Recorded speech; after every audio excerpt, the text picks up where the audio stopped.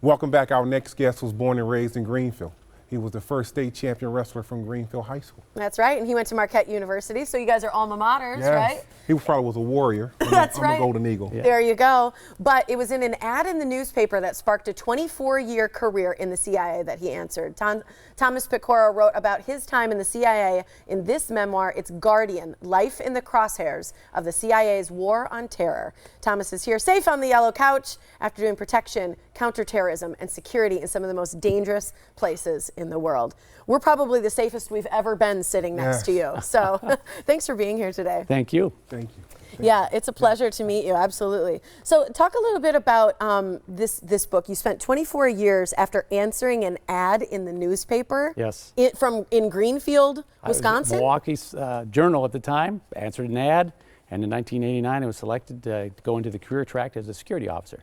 Wow. Yes. And my book is a historical memoir of my 24-year career, doing protection, counterterrorism, and security training in some of the most dangerous places on the planet. Yeah. Wow. Yeah. This unit that you wrote about is, you started, you're one of the founding members in this unit. We teased earlier that there's a movie and a book based on it, and the movie, if people recognize it, is 13 Hours. Correct. My book is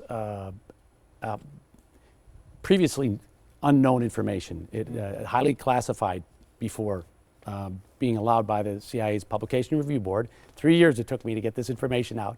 But it's the origin story of the unit that saved the lives of the State Department personnel in Benghazi, Libya, on September 11th, 2012. And my book is the prequel. It's the backstory about the unit that started in 1990 back in Asia. That was the emphasis for the whole unit. And I worked in and out of that unit for 24 years. Wow. Wow. First of all, I want to thank you for your service. Oh, thank you. And growing up in Wisconsin, I grew up in North Carolina.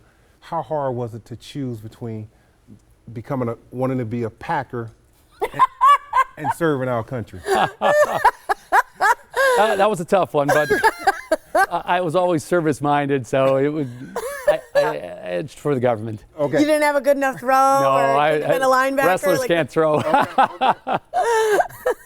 That's right, the wrestling. That's part of your background. That's exciting too. I coach wrestling now as a part of my retirement gig. You still do. Yeah. Who would like this? Because I think about people picking up this book and reading it.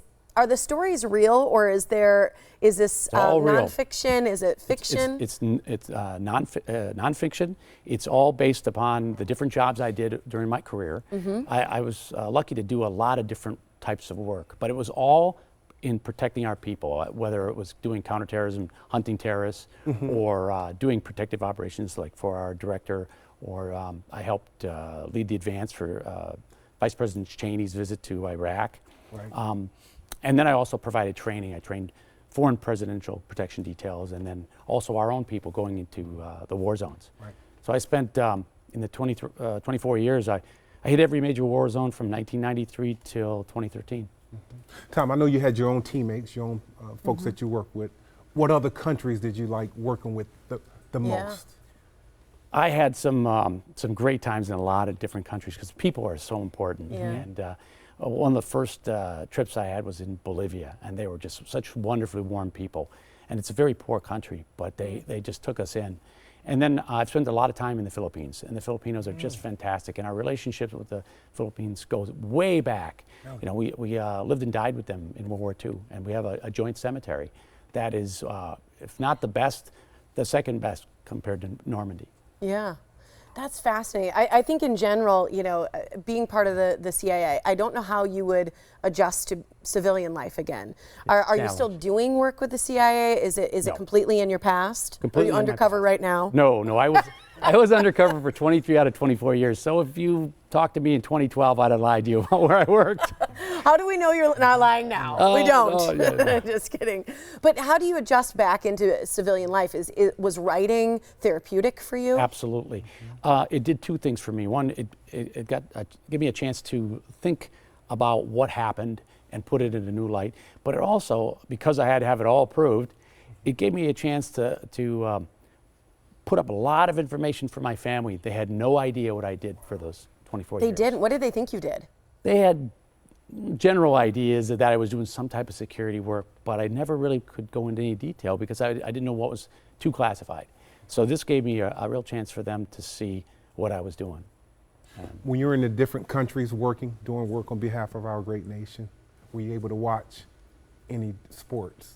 Sometimes we get the Armed Forces channels, and the games would be on at 3 o'clock in the morning. So Really? sometimes we'd stay up late. But a lot of times I would have to miss it because I'd be in some places that we didn't have cable TV or running water. Right. Wow. So things like that. So.